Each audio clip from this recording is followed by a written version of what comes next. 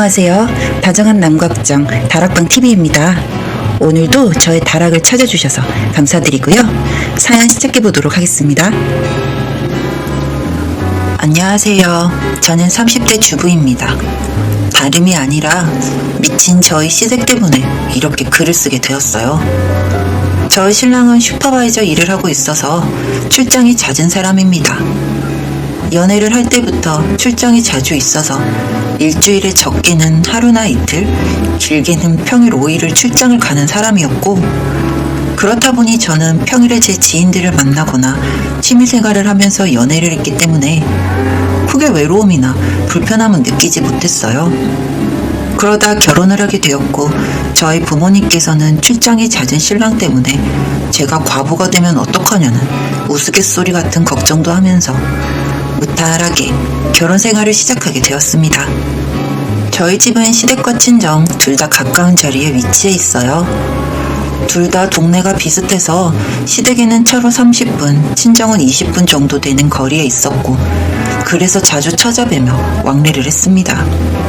시댁에서는 제가 시댁에 놀러를 가면 맛있는 음식도 많이 해주시고 편히 쉬다 갈 수 있도록 배려를 많이 해주셔서 저는 10월드는 다른 세상의 사람들 이야기라는 생각을 했고, 그런 집들은 며느리들이 노력을 하지 않아 그런 것일 수도 있겠다는 생각을 한 적도 있었습니다.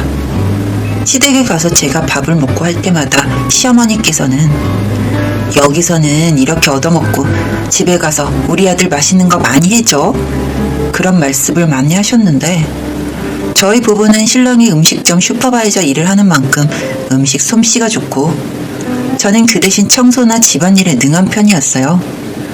신랑이 집안일을 혼자서 다 하는 것도 아니었기 때문에 시어머니가 저렇게 말을 하셔도 네, 물론이죠, 그런 식으로 웃으며 대답도 잘했어요. 그리고 얼마 뒤 시어머님 생신이라 같이 여행을 가게 되었고, 시어머니께서 가는 길에 갑자기 화장실에 가고 싶다고 하셔서 지나가는 길이던 저희 집에서 잠시 화장실을 쓰신 적이 있습니다. 아가, 집 비밀번호가 뭐지? 같이 올라가 드릴게요. 아니, 내가 큰 거라서 조용히 볼일만 보고 오마. 그래서 비밀번호를 알려드렸고, 얼마 뒤 한층 편안해진 표정의 시어머님이 차로 돌아오셨습니다. 저희는 그렇게 시어머니 생신 겸 여행을 잘 마무리하고 일상으로 돌아왔어요. 저희 부부는 맞벌이 부부라서 평일이면 집이 비어있는데, 한 달은 집에 돌아오니 베란다 문이 열려 있었는데 순간 제가 베란다 문을 열어두고 갔나? 하는 생각이 들었습니다.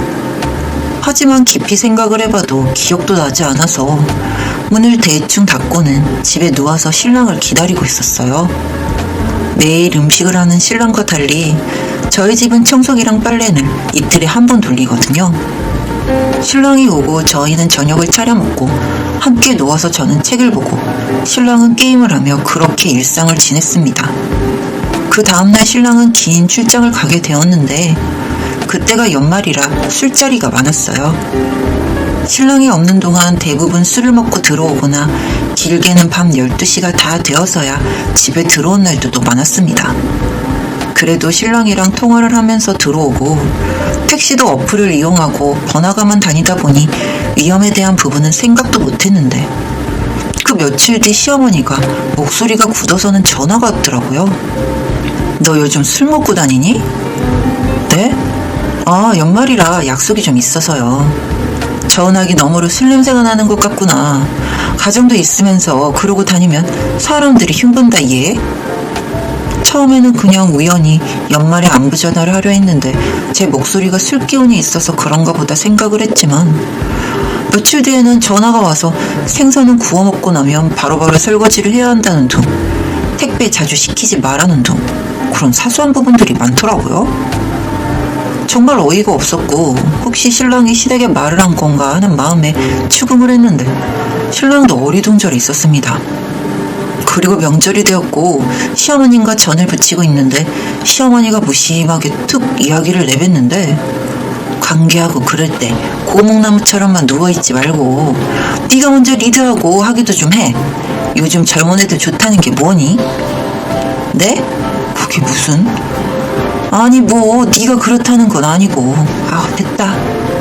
갑자기 말을 어영부영 넘기긴 했지만 부부관계 이야기까지 듣는 게 너무 불쾌하고 기분이 나빴습니다. 그리고 마치 뭘 안다는 듯이 누워만 있지 말라고 하는 부분도 기분이 더러웠습니다. 그렇게 생각을 하고 보니 뭐가 감시받는 기분이 들어서 신랑에게 이야기를 했는데 저더러 비하기 심하다고 하더라고요. 아니, 아무래도 이상하다는 거 모르겠어? 여보, 기분 탓이야. 진정해. 당신은 뭐가 그렇게 괜찮다는 건데 내가 찝찝하고 소름이 돋는다고. 우리 밖에 나가서 커피라도 마시면서 이야기하자. 어? 신랑은 자꾸 이야기를 하다가 밖으로 나가자고 했고 저는 화를 참지 못하고 신랑을 옆으로 밀쳐버렸습니다.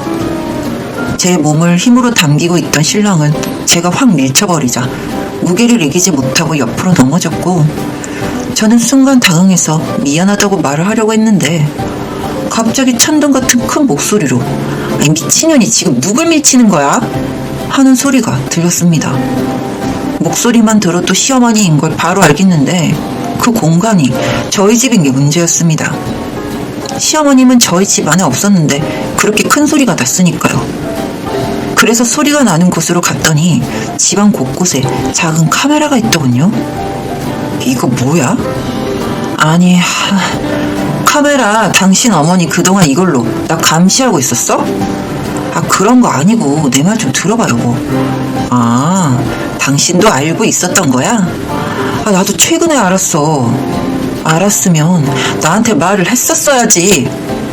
제가 카메라 문제로 신랑과 싸우고 있는데 누가 벨을 눌렀고 시어머니가 씩씩 화를 내며 기다리고 있더군요. 문 열어주기 싫어서 모른 채 있었더니 역시나 비밀번호를 누르고 들어와서는 제 머리채부터 휘어잡으셨습니다. 너 이 미친년이 내 아들 괴롭히라고 내가 그동안 밥 해먹인 줄 알았니? 집에서 손도 하나 까딱 안 하고. 아, 이거 놓으세요. 저는 시어머니도 단숨에 바닥으로 내팽개쳤습니다. 나이 60이 넘은 아줌마가 무슨 힘이 있겠어요? 신랑은 저에게 무릎을 꿇고는 싹싹 비우기 시작했습니다. 며칠 전 우연히 방에서 카메라를 발견했고 아무래도 제가 한 건 아닌 것 같아서 카메라를 벽 쪽으로 돌려두고 있었는데 시어머니에게 전화가 와서는 저희 부부가 이세 계획이 없어 보이니 걱정이 되어 설치를 했다고 하는데 그 말을 듣고 두 번 소름이 돋았습니다. 그 카메라는 거실, 부엌, 저희 집 침실까지 설치가 되어 있었고 저는 머리가 깨질 듯 아파서 소리를 질렀더니 시어머님이 하는 말이 우리 아들이 출장도 잡고 그래서 혹시 집에 다른 남자라도 불러들이는 게 아닌가 걱정돼서 그랬다 얘. 너무 화내지 말고 어른들이 걱정돼서 이렇게 한 거니까 진정해보거라. 아니, 어머님 미치신 거예요? 남의 집안에 몰래카메라를 설치한 걸로도 모자라서 뭐가 이렇게 당당하세요? 남이라니? 결혼을 했으면 우리도 한 가족이지. 아, 그럼 제가 어머님 집에 카메라 달고 두 분이 성관계하는 거 다 보고 도련님 방에도 카메라 몰래 설치해서 야동 보는지 안 보는지 확인해도 된다는 말씀이신 건가요? 너는 무슨 애가 심사가 이렇게 삐딱하니? 내가 뭐 녹화를 한 것도 아니고 그냥 설치만 해둔 건데. 그럼 그동안 계속 보고 계셨던 거예요?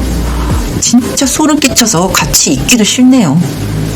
시어머니가 그동안 했던 말을 보면 분명 계속 화면을 보고 있었다는 건데 몰래 설치한 시어머니도 그리고 그걸 알고 방에만 카메라를 뺀 신랑도 전 도저히 이해도 안 되고 이해할 부분의 선을 넘어섰다고 생각하고 있습니다.